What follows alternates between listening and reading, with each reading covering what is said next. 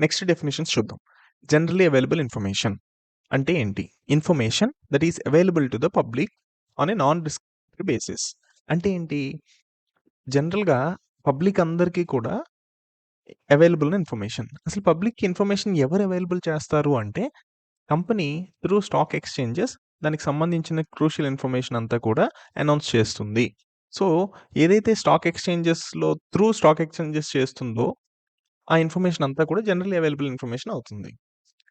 Non discriminatory basis అంటే ఏంటి ఇక్కడ? ఓన్లీ ఫ్యూ పీపుల్ కాకుండా అందరికీ అవైలబుల్ చేయడం అన్నమాట. ఓన్లీ ఫ్యూ పీపుల్ చేస్తే అది ఇన్సైడర్ ట్రేడింగ్ అవుతుంది. నెక్స్ట్ వచ్చేసి ఇమ్మీడియేట్ రిలేటివ్. ఇమ్మీడియేట్ రిలేటివ్ అంటే ఎవరెవరి కింద కన్సిడర్ చేస్తారు ఈ యాక్ట్‌లో. ఫస్ట్ ఆఫ్ ఆల్ మన పర్సన్ ఎవరైతే ఉన్నారో ఆ పర్సన్‌ని తీసుకుందాం. ఇక్కడ ఏంటంటే 3 జనరేషన్స్‌ని కవర్ చేయాలి. ఫస్ట్ ఒక పర్సన్ ఉన్నాడు. ఫర్ ఎగ్జాంపుల్ ఈయనున్నాడు మిస్టర్ ఎక్స్. ఎక్స్ తాలూకా ఫస్ట్ సేమ్ జనరేషన్ అంటే వీళ్ళందరూ 1985లో పుట్టిన వాళ్ళందరూ అనుకుందాం. సో, వీడు పెళ్లి చేసుకున్నటువంటి స్పౌస్, వీడితో పాటు కలిసి పుట్టిన తోబుట్టు, సిబ్లింగ్స్ ఎవరైనా. సో, ఫస్ట్ ఈ జనరేషన్. నెక్స్ట్ వచ్చేసి వీళ్ళకి జన్మనిచ్చినటువంటి పేరెంట్స్. నెక్స్ట్ వీళ్ళ చిల్డ్రన్. ఈ 3 అండ్ ఇక్కడ మనకి సింపుల్‌గా టైమ్ లైన్ చూసుకుంటే ఒక పర్సన్ తాలూకా 3 జనరేషన్స్ కవర్ అవుతున్నారు. వాళ్ళ parents, spouse, siblings, children. So, వీళ్ళందరినీ కూడా ఎవరైతే ఉన్నారో వీళ్ళందరిని ఇమ్మీడియేట్ రిలేటివ్స్ అంటారు. అయితే దీనికి సంబంధించి 2 కండిషన్స్ ఉన్నాయి. ఫస్ట్ కండిషన్ ఏంటి? ఇప్పుడు చూస్తున్నటువంటి ఆ 3 జనరేషన్స్ ఆఫ్ పీపుల్ ఎవరైతే ఉన్నారో వాళ్ళందరూ ఇమ్మీడియేట్ రిలేటివ్ అవుతారు. ఎప్పుడు? Only if they follows these 2 conditions. First condition వచ్చేసి వాళ్ళందరూ కూడా ఫినాన్షియల్లీ డిపెండెంట్ అవ్వాలి ఆ పర్సన్ మీద. ఓకే. మనీ కోసం ఆధారపడాలి. ఫినాన్షియల్లీ ఇండిపెండెంట్ అయితే వాళ్ళు ఇమ్మీడియేట్ రిలేటివ్ అవ్వరు. సెకండ్ వన్, ట్రేడింగ్ చేసేటప్పుడు ఆర్ ఎల్స్ ట్రేడింగ్ చేసే ముందు కంపల్సరీ కన్సల్ట్ అవ్వాలి. ఎవరిని? ఈ పర్సన్‌ని. అప్పుడే అది ఇన్సైడర్ ట్రేడింగ్ కిందొస్తుంది. సో, ఫస్ట్ ఇక్కడ సింపుల్‌గా చెప్పాలి అంటే 3 జనరేషన్ పీపుల్‌ని ఇంక్లూడ్ చేశారు. Spouse, siblings, parents and children only if they follow 2 conditions. One is financially dependent. Second one is they must consult them before the trading. అంతే సింపుల్. ఇది immediate relative. Next వచ్చేసి insider అంటే ఎవరు? Insider అంటే ఎవరైనా ఒక person తీసుకుంటే వాడికి ఇన్సైడ్ ఇన్ఫర్మేషన్ తెలిసిందనుకో వాడే ఇన్సైడర్ అవుతాడు. సింపుల్ కదా! అయితే దీనిలో 2 టైప్స్ ఆఫ్ క్లాసిఫికేషన్ ఉంటుంది. ఒకటోది first one is connected person. వాళ్ళని ఇన్సైడర్ అంటారు anyway. Second type of category person who has the access to the UPSI. UPSI అంటే unpublished price sensitive information. First connected person అంటే example ఎవరు? కంపెనీలో పనిచేస్తున్న employees, consultants, CEOs whoever is running the business వాళ్ళని insiders అంటారు. వాళ్ళు connected person కేటగిరీలో వస్తారు. నెక్స్ట్ హూ హాస్ యూపీఎస్ఐ ఎవరి దగ్గరైనా వీళ్ళు కాకుండా యూపీఎస్ఐ ఉందనుకో అన్‌పబ్లిష్డ్ ప్రైస్ సెన్సిటివ్ ఇన్ఫర్మేషన్ వాళ్ళని కూడా ఇన్సైడర్ అని అంటారు. మరి యూపీఎస్ఐ అంటే ఏంటి? సింపుల్‌గా కంపెనీ యొక్క ఇన్ఫర్మేషన్. ఓకే. ఇది ఏం చేశారు? Not yet published. So, unpublished, price sensitive.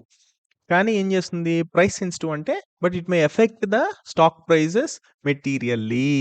అంటే అది పబ్లిష్ చేయలేదు కానీ స్టాక్ ప్రైస్‌ని ఎఫెక్ట్ చేస్తుంది. ఎగ్జాంపుల్స్ చెప్పాలి అంటే for example company results announce చేసింది. Profit and loss account, balance sheet ఇవన్నీ చేసింది. Financial results for example P and L account చూసుకున్నట్లయితే 100 క్రోర్స్ ప్రాఫిట్ వచ్చిందని తెలిసింది. ఎర్లియర్ పాస్ట్ అని చూసుకుంటే 20 క్రోర్స్ నుంచి 100 క్రోర్స్ జంప్ అయింది. సో, ఫైనాన్షియల్ రిజల్ట్స్ ఎక్కువ వచ్చాయి కాబట్టి రూ. 100 ఉన్న షేర్ రూ. 200 వెళ్తుంది. సో, ఇది price sensitive information. So, financial రిజల్ట్స్‌ని ప్రైస్ సెన్సిటివ్. నెక్స్ట్ డివిడెండ్స్ ఎక్కువ ఇస్తే ప్రైస్ పెరుగుతుంది. చేంజెస్ ఇన్ క్యాపిటల్ స్ట్రక్చర్ ఇమ్మీడియేట్‌గా డెట్ ఎక్కువైపోయిందనుకోండి, ఆబ్వియస్‌లీ దానికి రిస్క్ ఎక్కువ ఉంటుంది కాబట్టి షేర్ ప్రైస్ అనేది పడిపోయే స్కోప్ ఉంటుంది. సో, ఇదంతా ప్రైస్ సెన్సిటివ్ ఇన్ఫర్మేషన్. ఏదైనా మెర్జర్స్ జరిగినా, డీమెర్జర్స్ జరిగినా, acquisitions, delistings, next key managerial persons. ఈ 5 ఎగ్జాంపుల్స్ మనకి యూపీఎస్ఐ కింద వస్తాయి. ఓకే. నెక్స్ట్ వచ్చేసి for example 2 types of examples ఇస్తున్నా. ఒకటేదేంటంటే ఒక డైరెక్టర్ ఉన్నాడు. వాడికి అప్‌కమింగ్ మెర్జర్ గురించి తెలుసు. ఆ ఇన్ఫర్మేషన్ యూపీఎస్ఐ అవుతుందా అంటే యెస్ అది యూపీఎస్ఐ. నెక్స్ట్ ఇంకొక ఎగ్జాంపుల్ చూసుకున్నట్లయితే ఒక డివిడెండ్ డెసిషన్‌ని పబ్లిక్‌కి అనౌన్స్ చేశారు. అది యూపీఎస్ఐ అవుతుందంటే అవ్వదు. ఎందుకంటే పబ్లిక్ అన్‌డిస్క్రిమినేటరీ బేసిస్‌లో అందరికీ తెలుసు కాబట్టి. ఇది 2 ఎగ్జాంపుల్స్. నెక్స్ట్ ఇన్సైడర్ అంటే ఎవరో చూసాము. యూపీఎస్ఐ అంటే ఎవరో చూసాము. నెక్స్ట్ ఈ యూపీఎస్ఐ అన్‌పబ్లిష్డ్ ప్రైస్ సెన్సిటివ్ ఇన్ఫర్మేషన్‌ని కమ్యూనికేట్ చేయడంలో ఎనీ రిస్ట్రిక్షన్స్ ఉన్నాయా? అంటే అది చూద్దాం. ఇన్సైడర్ అనేవాడు should not communicate UPSI to anyone. ఎవరికీ కూడా కమ్యూనికేట్ చేయకూడదు. కమ్యూనికేటే చేయడం కాదు, వాడు ప్రొక్యూర్ చేసి ఇవ్వకూడదు. Provide or allow access to anyone. ఎవరికీ కూడా యాక్సెస్ ఇవ్వకూడదు. దీనికి ఏదైనా ఎక్సెప్షన్ ఉందా అంటే yes except for legitimate purpose. Insider అనేవాడు ఎవరికీ కూడా యూపీఎస్ఏని కమ్యూనికేట్ చేయకూడదు except for legitimate purpose. Legitimate purpose అయితే మాత్రం చేయొచ్చు. నెక్స్ట్ ఏం చెప్పారు? In courts of fair disclosure and conduct board of director shall define what constitutes legitimate purpose. ఏ పర్పసెస్ కోసం చేయొచ్చు? Legitimate purpose. అసలు లెజిటిమేట్ పర్పస్ అంటే ఏంటి అనేది board of directors fair disclosure, codes of fair disclosure and conduct అనే దానిలో చెప్తారు. ఇది మనం నెక్స్ట్ వచ్చే టాపిక్లో అసలు ఏంటి ఈ code of fair disclosure and conduct అనేది చూద్దాం. For example board of director ఎవడో ఉన్నాడు, వాడికి ఎక్విజిషన్ గురించి తెలిసింది. అయితే ఆల్స్ ఫైనాన్షియల్ రిజల్ట్స్ తెలిసాయి. ఈ ఫైనాన్షియల్ రిజల్ట్స్ గురించి వాళ్ళ ఫ్రెండ్‌కి చెప్పాడనుకో, అది యూపీఎస్సీ అవుతుందంటే అవుతుంది. ఇట్ షుడ్ వాడు చెప్పకూడదు. Unless it is for legitimate purpose. Legitimate purpose కోసం అయితే మాత్రం చెప్పొచ్చు. Very clear. సమ్మరీ ఏంటి అంటే జనరల్‌గా ఇన్సైడర్ అనేవాడు కమ్యూనికేట్ చేయకూడదు. But if there is an exception only for the legitimate purpose. And what are the legitimate purpose అనేది codes of fair disclosure and కండక్ట్‌లో రాయడం జరిగింది. Next maintaining confidentiality. అసలు ఎందుకు కాన్ఫిడెన్షియాలిటీని మెయింటైన్ చేయాలి? ఎందుకు మెయింటైన్ చేయాలి అంటే అలాంటి అన్‌పబ్లిష్డ్ ప్రైస్ సెన్సిటివ్ ఇన్ఫర్మేషన్ తెలిస్తే దానివల్ల ఇన్సైడర్స్ అన్‌ఫెయిర్ అడ్వాంటేజ్ తీసుకుంటారు. అంటే మనకున్న మార్కెట్‌లో ఇంటిగ్రిటీ అనేది పాడైపోతుంది కాబట్టి.